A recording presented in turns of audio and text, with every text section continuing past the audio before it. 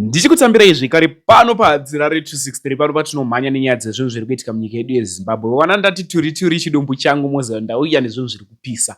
Vadikani munyika yeZimbabwe, ndichakuisirai update yemovheti vedu Varusike. Ndichakuisirai video ravo respect inokosha kumunhu mukuru tinoti varu, hatigoni kuti tiye tichiti Nox, hazvigoni izvozvo. Varusike muhovheti wemuZimbabwe ende ane mashoko ataura pamusoro penyika yeZimbabwe achiti nyika yeZimbabwe haisi tuckshop.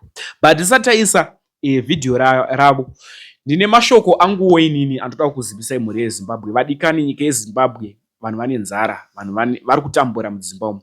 Ndine video randakaita, video iri ndakariita nezuro ende riri kutenderera muZimbabwe yese. After ndariita video iri ndinokumbirawo ndoda kukudyirai nguva yenyu pavidhio iroro kuti mungoona video iroro.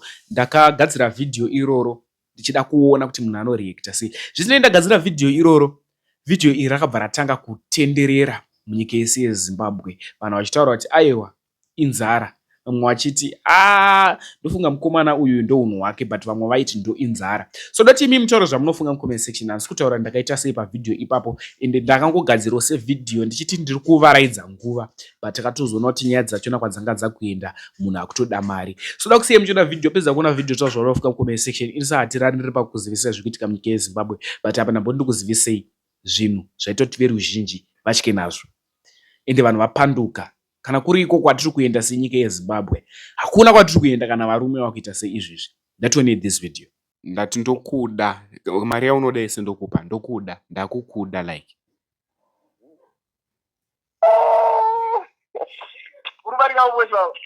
Oyo guys, toda prank, but prank iri moto baba. Toda kufonera mufesi and then mufesi unchamudza mashoko erudo. Akaona kuti anoreacta sei, right? So takufona. Show kuti anoreacta sei. Mufesi watiri kufonera mukomana. Yapinda ko. Getoni. Hello. Uribo. Ndiribo, ndiwe Chris. Yeah, ndiani? Ndini Brandon. Brandon. Ndogara kumaobra. So, ndiani? Ndini Brandon. Brandon ataka mziya. Ndogara kumaobra. Ndakatora namba dzako paTikTok. Okay. Ndiribo, uri kupi? Ndikupi? Kuopli. Alright. Ndaida kuya kuzokuona ka.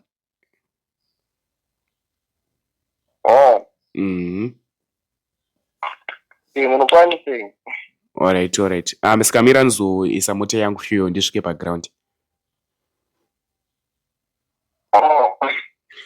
Ndakanakirwa wangu nemaski dzako. Alright. Ende ndakunakirwa newe.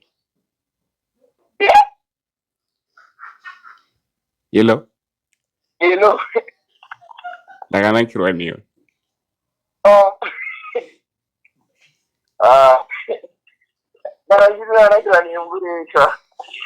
Ndokuda.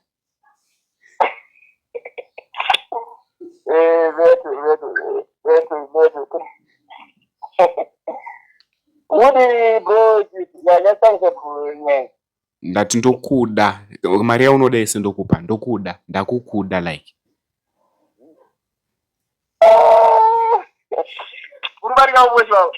Tokona kusvika kuzokuona. When? Nhasi. Ibo? Right, wasika kuti chini nyaya yangu.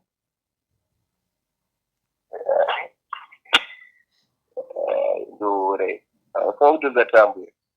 Ndiri serious. Mari yaunoda ise ndokupa.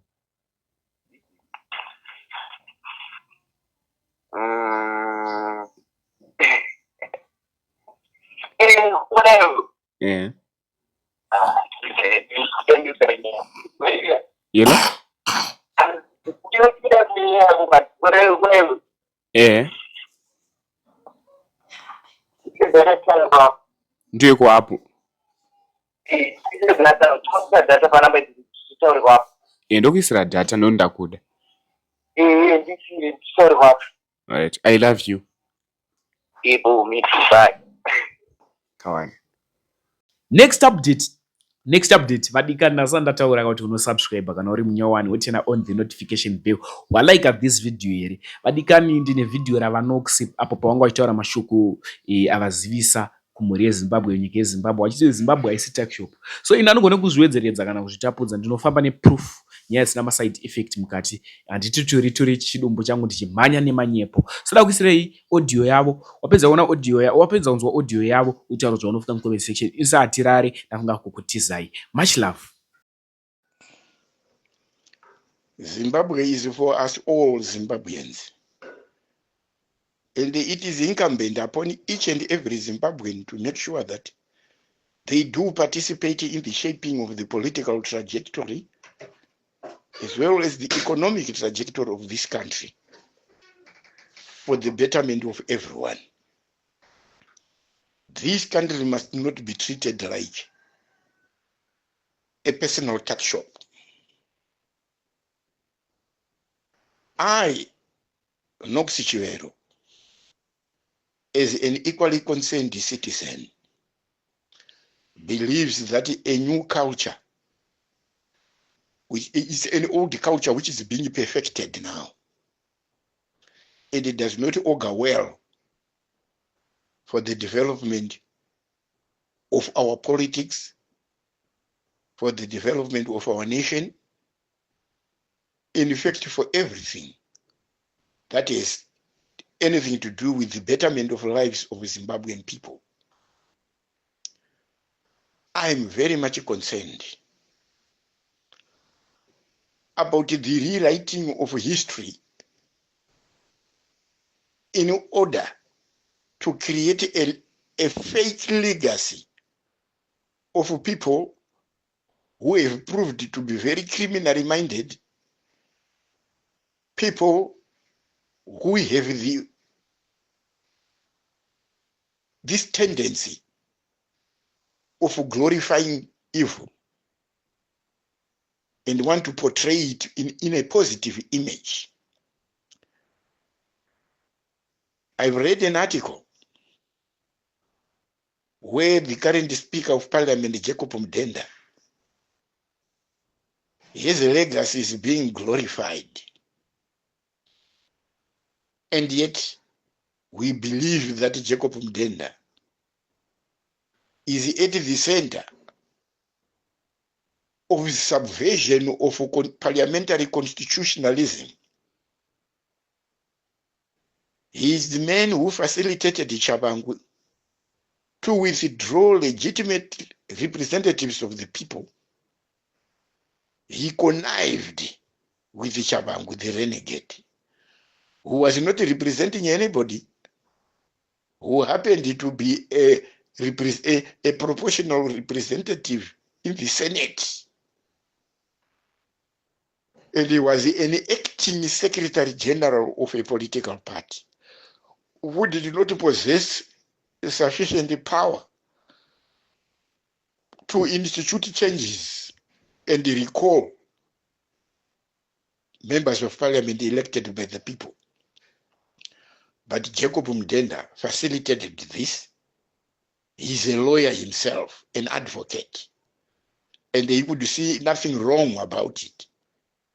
And he is taken as a man who promotes democracy. That is a negation of democratic practice. And I don't see why people should try to create an image of him as a hero. He is actually an embarrassment to all those in the legal fraternity, and let alone a Speaker of Parliament. Again, there is this other culture of promoting Zvigananda culture. The politics of co-option started well back in 1977 in ZANU. When at the Chimoyo Congress in 1977, Robert Mugabe co-opted his Zezuru acolytes and others to constitute the Central Committee of ZANU. and he elevated himself to the position of president of ZANU.